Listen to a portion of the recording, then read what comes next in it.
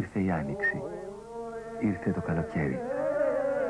Άιντε και θα πάμε στα δικά μας μέρη, εκεί που ο κούκος όλο και λαϊδεί και δεν σταματάει ούτε την άνοιξη, ούτε το θέρος.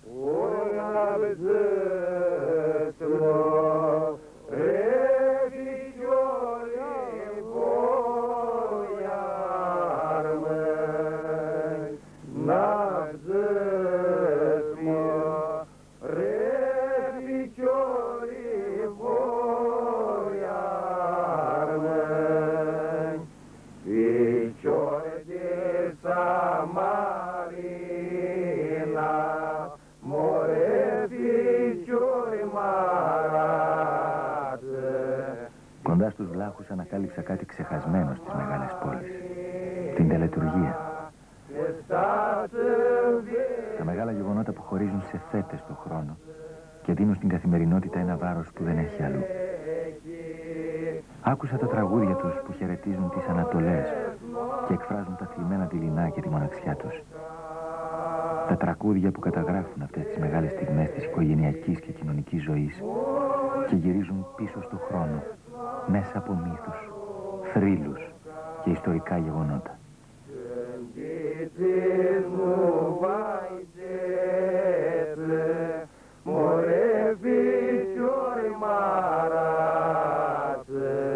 Φιτσιόρι τη Σαμαρίνα, παιδιά της Σαμαρίνας. Για ακούστε εσείς παιδιά βλαχόπουλα, παιδιά από τη Σαμαρίνα. Μωρέ παιδιά καημένα, μην είστε λυπημένα. Σαν πάτε στο χωριό σας ψηλά στη Σαμαρίνα, του φέ και πολλά μη ρίξετε, τραγούδια δεν θα πείτε. Κι αν σας ρωτήσει η μάνα μου και η δόλια η αδερφή μου, μην πείτε πως σκοτώθηκα, μόνο πείτε πως παντρεύτηκα. Μωρέ παιδιά καημένα, μόνο πείτε πως παντρεύτηκα, μην είστε λυπημένα.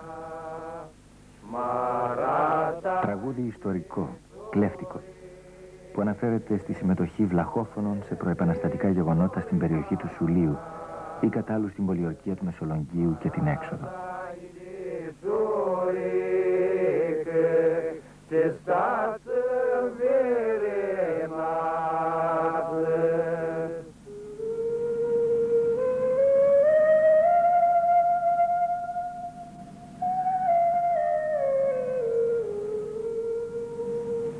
Naltu primegula, naltu primegula, τρεκουπίδι στιαρπή. Γλώσσα πανάρχια και κωδική η μουσική με τις φλογέρες. Γίνεται λόγος, τραγούδι, συνομιλεί με τη φύση, επικοινωνεί με το άγνωστο. Αποτολμά την ερωτική εξομολόγηση. Τρεκουπίδι στιαρπή μωρέ, τρεκουπίδι στιαρπή, τρεκουπίδι στιαρπή, σιάπτη πικουράρι. Ειδικοί μελετητές αναφέρουν στους βλαχόφωνους ή αρουμάνους συναντάμε βασικά την χοροδιακή εκτέλεση τραγουδιών είτε σαν ομοφωνίες είτε σαν πολυφωνίες. Θεματολογικά ακολουθούν τον διαχωρισμό των δημοτικών τραγουδιών. Κλέφτικα, μυρολόγια, της ξενιτιάς, του γάμου.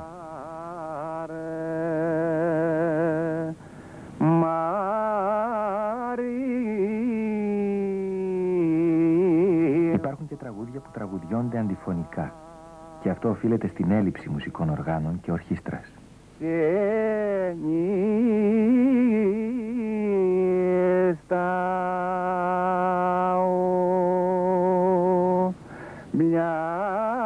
ρε το